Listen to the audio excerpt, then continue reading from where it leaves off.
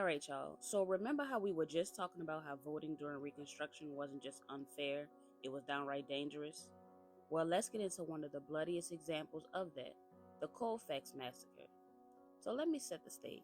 It's 1873, Reconstruction is still going, black men are voting, running for office, winning elections. In Colfax, Louisiana, way out in the country, black citizens made up most of the voters, and they voted in their own local government. Black sheriffs, black justice of the peace, and Republicans all the way up to the governor, legally, fair, and square.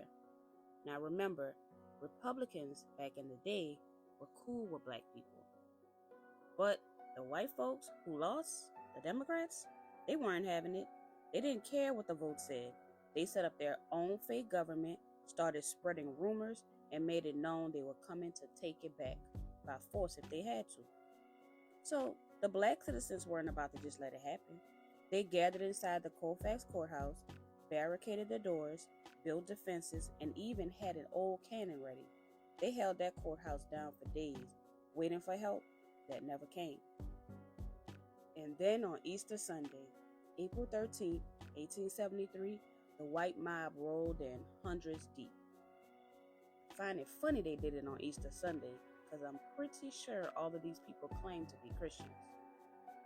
But anywho, former Confederates, Klan members, and a group called the White League, which was basically an early white supremacist militia, not the Klan, but just as violent, and they didn't bother hiding under a hood. They were bold with it. Their whole mission was to stop black people from voting, holding office, and living free. A battle broke out, gunfire, smoke, chaos. The black defenders fought hard, but they were outgunned and outnumbered. When they finally surrendered, thinking they'd just be arrested, they were massacred instead, shot, burned alive inside the courthouse. Some were hunted down and killed in the woods after they tried to run. The aftermath, at least 60 to 150 black men were killed that day. Only 3 white men died. And when it came time for justice, only 3 people were even charged. And even they got off. Because the Supreme Court, in a case called United States v. Cruikshank, basically said the federal government couldn't stop private citizens from violating their rights. In plain English, black folks, y'all on your own. So the impact to the community was crazy. And let's be clear, the massacre didn't just end that day. Colfax turned into a terror zone. The white supremacists took over the parish government. Black families who had been building new lives, opening schools, buying land, raising families were thrown back into fear and poverty. Just think about it. 100, maybe 150 households lost fathers, husbands, workers. Black-owned businesses collapsed. Schools lost students. Black churches were watched, raided, and threatened. People went back to working for the same plantation owners they had just escaped, now under a new name like sharecropping.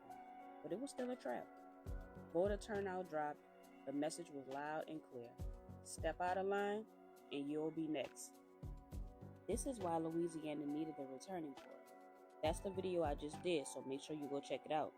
Because without somebody stepping in, elections for black people weren't just unfair, they were deadly. And if you think this is just dusty history again, nope.